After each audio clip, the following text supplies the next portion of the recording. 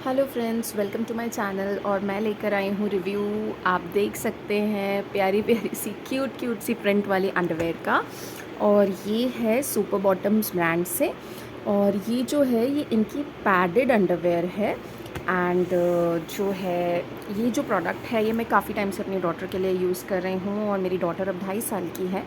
तो these underwears are quite helpful. मतलब इन्होंने मुझे बहुत हेल्प करी। आप देख सकते हैं मेरा कलेक्शन, पहले ये कुछ इस तरीके की शेप और डिज़ाइन में आती थी, बट अब ये इस तरीके के शेप में आती है, which is quite good. And मेरा एक्सपीरियंस इनके साथ में बहुत अच्छा रहा है। ये जो अंडरवेयर है बाहर से बहुत अच्छे प्रिंट्स में रहती हैं और अंदर से कुछ ऐसी रहती हैं। अंदर से इसमें हमें ये डबल लेयरिंग मिलती है जो बच्चे की यूरिन जो है उसे एब्जॉर्ब कर लेती है। सो बेसिकली कैसे मुझे इन अंडरवेयर्स ने हेल्प करा, मैं वो आपको बताना चाहूँगी। तो इसके प्रोस के बारे में बात करते हैं, फिर मैं कॉन्स भी बताऊँगी आपको। तो ये जो अंडरवेयर है ये 3 के सेट्स में आती हैं और बच्चे के एज के अकॉर्डिंग ये लोग साइज़ प्रोवाइड करते हैं। जैसे मैंने इसका साइज़ 1, साइज़ 0 और साइज़ 2 मैं अब यूज़ कर रही हूँ काफ़ी टाइम से। मेरी डॉटर को जो डायपर्स हैं वो बहुत इरिटेट करते हैं, तो उसने काफ़ी जल्दी डायपर्स को मना करना स्टार्ट कर दिया था कि मुझे नहीं पहनना।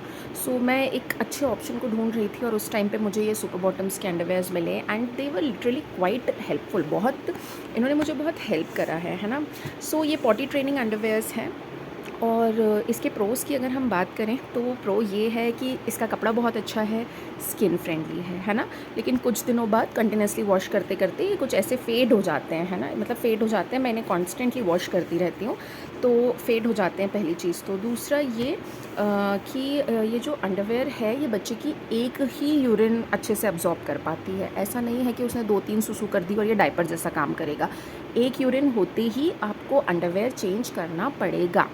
बट फ़ायदा क्या है कि जो अंडरवेयर आप मतलब बच्चे ने अगर सुसु कर दिया है तो जो यूरिन है उसका स्पिलेज नहीं होगा और वो फैलेगा नहीं, तो बच्चे के स्लिप होने के चांसेस, गिरने के चांसेस बहुत कम हो जाते हैं। ठीक है, तो इस तरीके से इसने मुझे बहुत हेल्प करा। वरना क्या होता था, अगर बच्चे को आप रूटीन अंडरवेयर पहनाओगे तो कई बार बच्चे उसी के ऊपर से फिसल जाते हैं अगर वो बताने आ रहे हैं और अगर आपका ध्यान नहीं गया तो। ठीक है, तो ये एक बहुत अच्छा फ़ायदा है। दूसरा, अगर बच्चे ने ये अंडरवेयर पहनी है तो वो जिस भी सरफेस पर बैठा है वो सरफेस गीली नहीं होती। यानी अगर उसने ये वाला अंडरवेयर पहना हुआ है तो वो अगर बिस्तर पे बैठी है या सोफ़े पे बैठी है तो सोफ़ा या बिस्तर गीला नहीं होगा। अब मैं ये नहीं कहूँगी कि बिल्कुल ही ड्राई रहेगा जैसा डायपर्स में होता है, जी नहीं, वैसा नहीं रहेगा।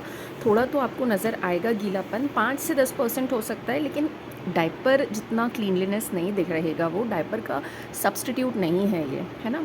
बस ये है कि मैं रात में भी ये 2 से 3 अंडरवेयर्स अपने पास में रख के सोती हूँ। और जैसे ही मुझे फ़ील होता है, मैं मेरी डॉटर अब तो मुझे बता देती है, वैसे तो वो उठा देती है, लेकिन अगर इन केस कभी उसको हो गया सुसु तो मैं उससे अंडरवेयर को चेंज करके उसे दूसरा अंडरवेयर पहना देती हूँ। ठीक है, अब अगर हम बात करें कॉन्स की, तो अगर आप इसे डायपर के सब्स्टिट्यूट की तरह देख कर ख़रीदना चाहते हैं तो ये आपको हेल्प नहीं करेगा guys. This is not the substitute for diaper. ठीक है, रूटीन अंडरवेयर से सिर्फ एक ही एडवांटेज है कि डबल लेयरिंग के कारण यूरिन तुरंत बाहर नहीं आता।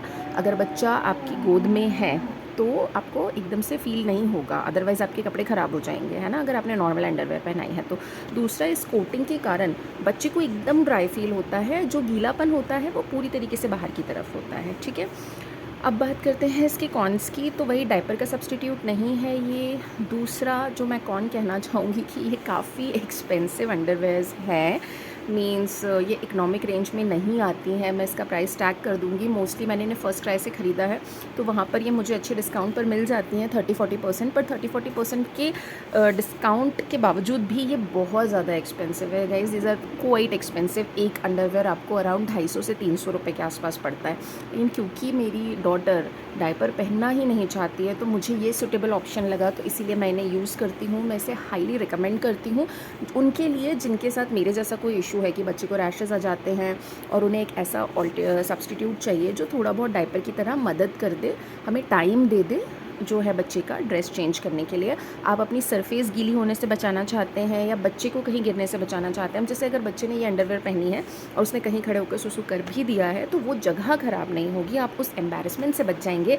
लेकिन हाँ, आप उसे डायपर की तरह उसमें नहीं रख सकते कि वो एब्जॉर्ब कर लेगा और आप 2 घंटे बाद चेंज करें। आपको तुरंत ही चेंज करना पड़ेगा, ये हैवी हो जाता है ना।